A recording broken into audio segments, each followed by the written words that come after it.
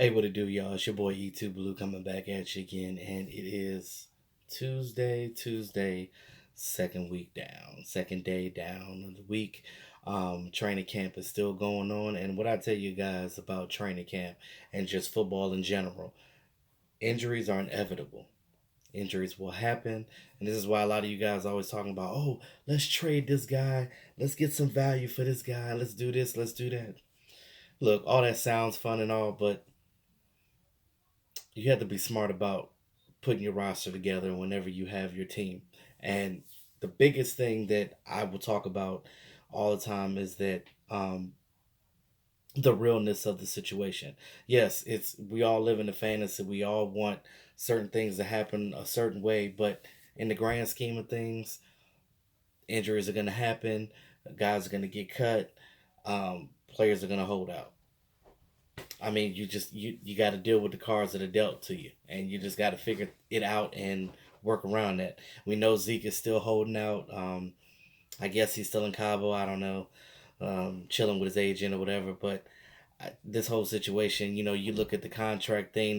There was reports out that the Cowboys put top five offers on all three of the guys, um, but nobody signed yet.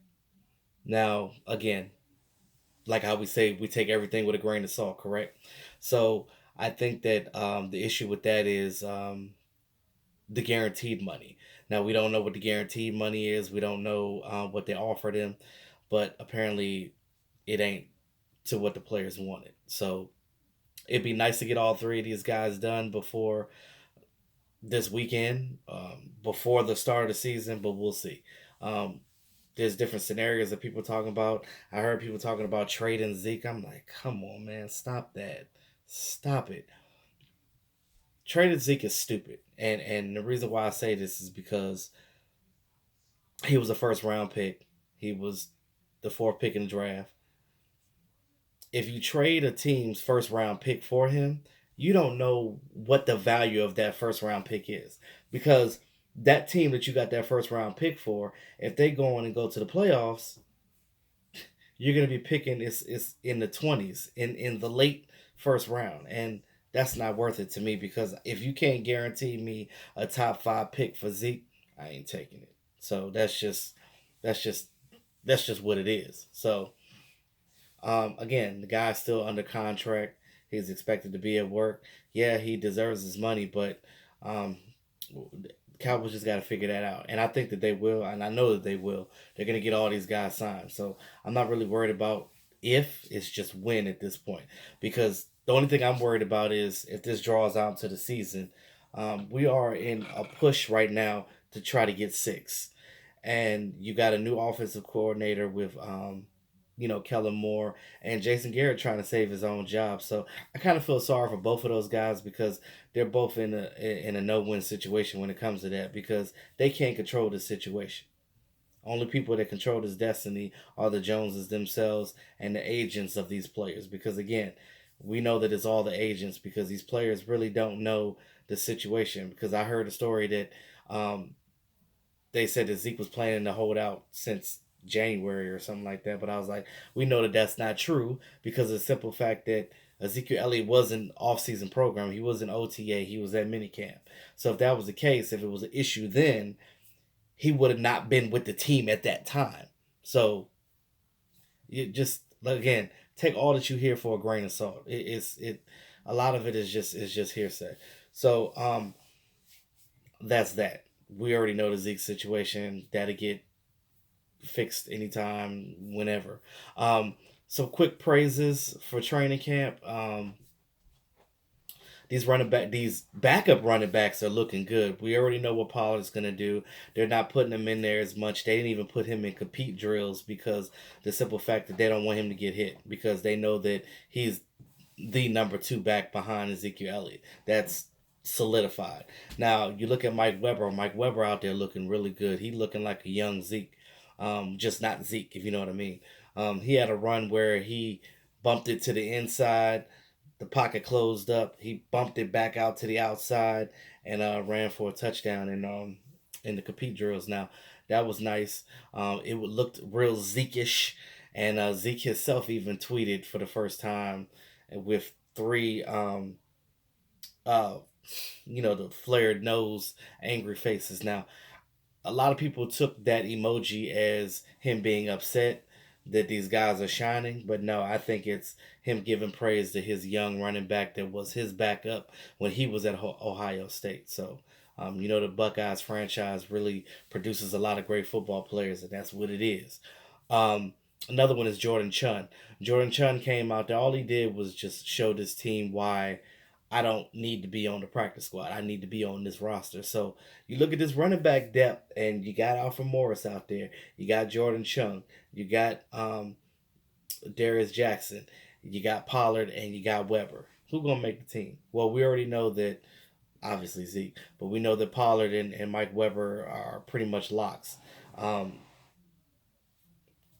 that last spot, it can go up to grabs. It could be Chung, it could be Darius Jackson, it could be Alfred Morris. Now, Alfred Morris is a 2-time Pro Bowler, so I don't know.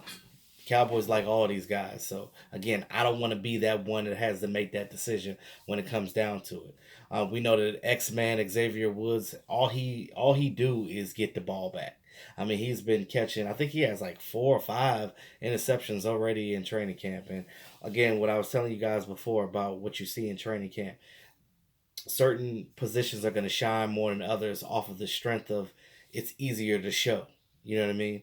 Um, a lot of people are down on George Iloka. They don't know what he's going to do. One thing that you guys have to understand about George Iloka is he's not going to shine that much in these training camp practices because he's a box safety.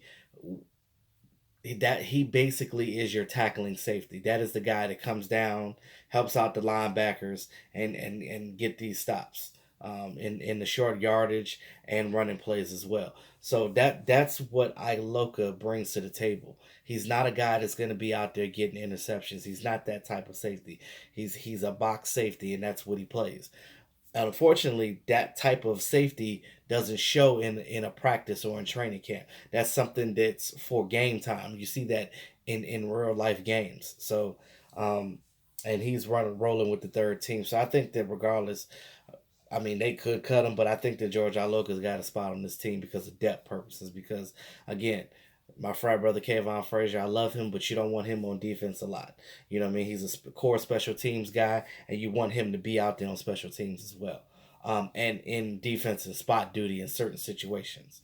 Certain nickel packages and whatever that they're doing out there. So that's that. Now, there's some injuries that I want to talk about as well.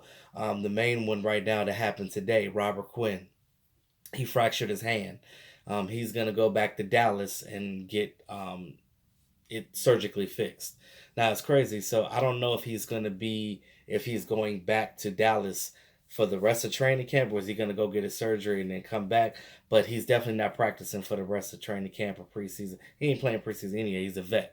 And we already know he's gonna make the team. So that, I mean, because they traded for him, so he's gonna be on the team. So that's that. But with him though, he's definitely, we're not gonna see him to the season opener, and I can't wait till the season opener, y'all. I cannot wait till that Giants game. Is gonna be awesome. But again, I'm not gonna be there in person, but I'm definitely gonna watch it on television. But again, at the end of the day, um, that's where we at with that. So again, Robert Quinn, he fractured that thing, so he's getting the surgery done this week. Um, and like I said, Stephen Jones, he said he's gonna be ready for a season opener. So I got to go with what they say. Um, Zach Martin, you guys know that he's dealing with a back issue. They're kind of He's been dealing with it for a little while now, but they're kind of taking it easy with him. He's definitely not going on 1-on-ones at compete drill, and I think he's thankful of that. um, their starters like that, they're definitely holding him out. Him, Travis Frederick, these guys are not getting a whole lot of reps, especially when they put the pads on. They're not doing all that. Now, they did sign another offensive lineman. They got rookie Lukayus Mcneil. Hope I'm saying that right.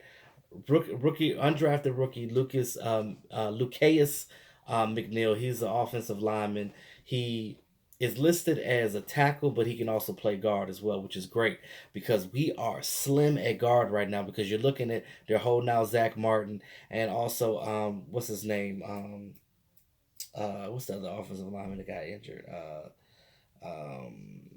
what's his Cody Whitman. Cody Whitman actually had a calf sprain or something like that. So he's doing like he's not practicing right now.